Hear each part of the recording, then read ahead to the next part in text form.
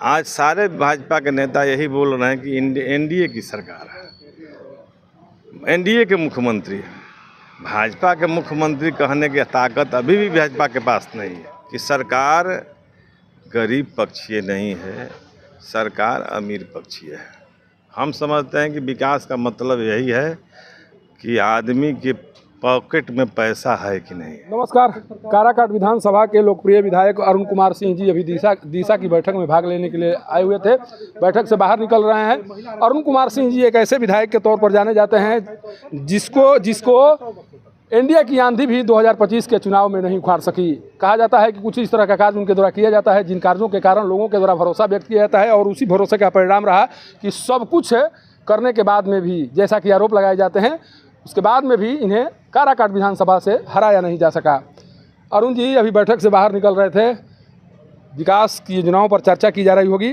किस तरह से विकास दिखाई पड़ रहे हैं रोहतास जिले में? सवाल विकास की योजना पर तो हम आपको बात नहीं करेंगे, क्योंकि हमारे ख्याल में विकास का मापदंड दूसरा है। तो विकास तो है कि यहाँ रोहतास जिला आज कृषि प्रधान जिला बना हुआ, और कृषि के क्षेत्र में विकास का कोई जगह यहाँ बचा नहीं है। चाहे धान के सवाल को देख लीजिए, उनकी खरीद बिक्री का सवाल देख लीजिए, सिंचाई का सवाल देख लीजिए, खाद का सवाल देख लीजिए। तो ये सवाल सब चीज़ मैंने उसी तरह से जो पहले चल रहा था, कुछ नया चीज़ नहीं है। इसलिए विकास का सवाल जो हमारा है, हम समझते हैं कि विकास का मतलब यही है कि आदमी के पॉकेट में पैसा है कि नहीं है। और जिस दिन आदमी के पॉकेट में पैसा आने लगेगा, जिस माध्यम से, माने वो किसानी करते हैं तो किसानी के माध्यम से, मजदूरी करते हैं तो मजदूरी के माध्यम से, नौकरी करते हैं तो नौकरी के माध्यम से, उस दिन समझेंगे कि विकास का जो असर किस रूप में है। विपक्षी पार्टी के विधायक होने के कारण ऐसा बात कर रहे हैं, कारण कि जिस तरह से 20 सालों के विकास की बात कही जाती है, कहीं बताने का प्रयास। ये बात नहीं है। विकास के माने समझ लिए हैं कि रोड बन गया तो विकास हो गया, और स्कूल के भवन बन गए तो विकास हो गया, माने सरकारी ऑफिस की भवन बन रहे हैं तो विकास हो रहा है, ओवर ब्रिज बन रहा है तो विकास हो रहा है। विकास का एक माने तो ये है, लेकिन विकास का दूसरा जो माने है, जो महत्वपूर्ण है, वो जनता का विकास हुआ कि नहीं हुआ। आपको क्या लगता है? ऐसा मैं नहीं समझ। अभी महादलित परिवार के सदस्यों के द्वारा सड़कों पर प्रदर्शन किए जा रहे थे। प्रदर्शन करने वालों में कुछ आपके विधानसभा क्षेत्र के लोग भी थे। उनके द्वारा कई तरह के आरोप लगाए गए। अगर इस तरह के आरोप लगाए जा रहे हैं तो विपक्ष में रहने के कारण ही आपके द्वारा अपने दलित समाज के लोगों का विकास नहीं किया गया है, या वाकई में सरकार चाहकर दलितों का विकास नहीं कर रही है? नहीं, सवाल यह है कि सरकार अमीर पक्षीय सरकार है, सरकार गरीब। अभी मानते हैं? हम ही मानते हैं। इसीलिए आपके क्षेत्र के दलित भी यहाँ प्रदर्शन करने आए थे? क्षेत्र के नहीं, संपूर्ण क्षेत्र के बात, पूरे बिहार की बात बोल रहे हैं, पूरे देश की बात बोल रहे हैं कि सरकार गरीब पक्षीय नहीं है, सरकार अमीर पक्षीय है, कारपोरेट पक्षीय है। गरीब मांग उठा रहे हैं का कि हमको 3 डिसमिल ज़मीन मिलना चाहिए। गरीब मांग का उठा रहे हैं कि हमारे गांव में सड़कें होनी चाहिए। अगर ये न करके कि ज़मीन कहाँ है, ज़मीन कहाँ मिलना, ज़मीन तो बढ़ेगा नहीं। और उसी पीरियड में जब सरकार यह विधानसभा में बात बोलती है कि ज़मीन नहीं है इसलिए ज़मीन नहीं दे रहे हैं, उसी समय 10 से 50 एकड़ ज़मीन भागलपुर में अडानी ग्रुप को 1 रुपये में दिया जाता है। तो इस सरकार के माने जो नैतिक सवाल है, उस पर प्रश्न चिन्ह है कि आप किसके पक्ष में खड़े हैं, गरीब के पक्ष में खड़े हैं कि अमीर के पक्ष में खड़े हैं। जब उनके लिए ज़मीन हो सकती है तो गरीब के लिए क्यों ज़मीन नहीं हो सकती? अच्छा अरुण जी, आप अनुभवी विधायक हैं, आपसे एक चीज़ जानने की कोशिश कर रहे हैं। लोग नहीं समझ पा रहे हैं कि आखिर 4 माह बाद ही बिहार में मुख्यमंत्री का चेहरा क्यों बदलना पड़ा? क्या किस तरह की मजबूरी आ गई? आखिर जब नीतीश कुमार के चेहरे पर चुनाव लड़े गए तो फिर चेहरा क्यों बदलना पड़ा? बात हम लोग भी नहीं समझ पा रहे हैं। आप तो विधानसभा के अंदर में रहते हैं। विधानसभा के अंदर होने से क्या मतलब है? हम लोग तो यही जान रहे थे बाहर में जो बातें हैं कि फिर से नीतीश, 25 से 30 फिर से नीतीश। तो हम लोग सोच रहे थे कि 25 तक नीतीश कुमार हैं, चुन लिए गए हैं। यही जनता के बीच में रहती है। और हम लोग बाद में महसूस कर रहे थे कि नहीं, बीच में ही नीतीश कुमार को हट जाना पड़ेगा, लेकिन हम लोग 4 महीना के अंदर नहीं सोचे थे कि ये हट जाएंगे। तो क्यों हटे? भाजपा के तो प्लानिंग था कि हम बिहार में अपना मुख्यमंत्री लाएं, लेकिन भाजपा आज कह नहीं रही, ताकत नहीं है उसको।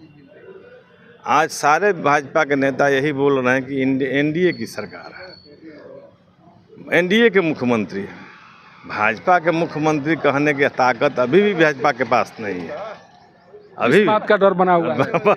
तो ये जो बात है, समझ लीजिए कि भाजपा के जो नब्ज है वो भाजपा, बिहार के जो नब्ज है भाजपा वो समझ रही है कि जहाँ ये बात कहेंगे तो कहीं सीधे उलट कर माने हम पर ही न पड़ जाए पलटवार।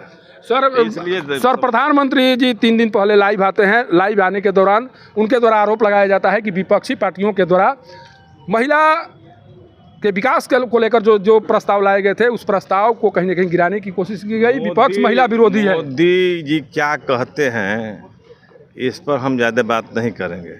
लोकसभा में आप माने कार्रवाई, सदन की कार्रवाई जो हुई, उसमें एक भी विधायक ने महिला आरक्षण बिल के विरोध नहीं किया। उन्होंने कहा कि आज ही लागू कीजिए।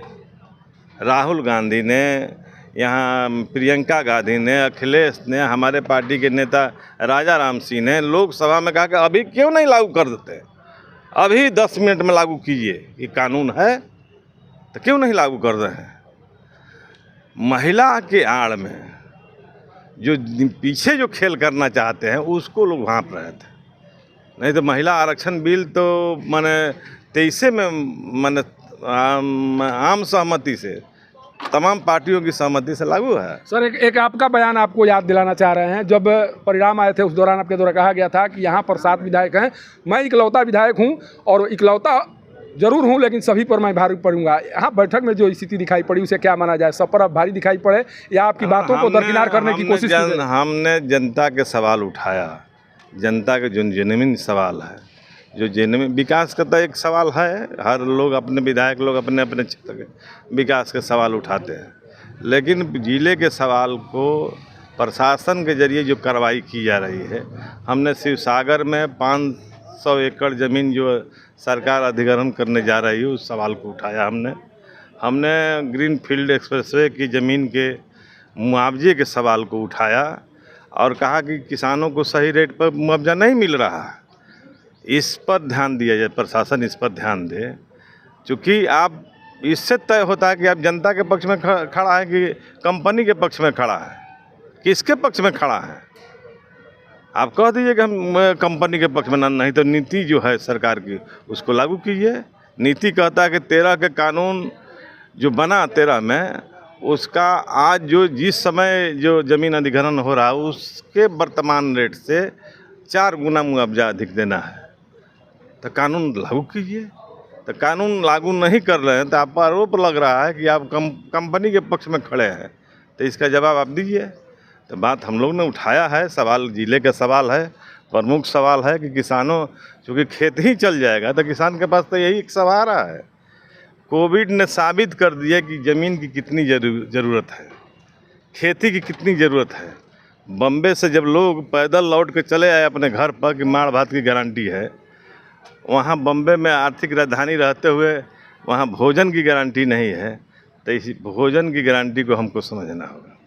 देखिए, इंडिया की आंधी आखिर अरुण कुमार जी को क्यों नहीं उखाड़ सकी, इन बातों से आप अंदाज़ा लगा सकते हैं। जिस तरह से गरीबों की आवाज़ बनकर ये लगातार विधानसभा से लेकर इस तरह की बैठकों में दिखाई पड़ते हैं, बुलंद आवाज़ करते हुए दिखाई पड़ते हैं, और इसीलिए कहा जाता है कि गरीब के मसीहा के तौर पर इनके द्वारा कार्य किया जाता है। और इसीलिए सब कुछ करने के बाद भी अरुण कुमार को इस बार नहीं हराया जा सका, शिकस्त नहीं दी जा सकी। और आज जब ये बैठक से बाहर निकल रहे हैं, इसके बाद में इनके द्वारा साफ तौर पर कहा जा रहा है कि इस बैठक की कार्रवाई से संतुष्ट नहीं है।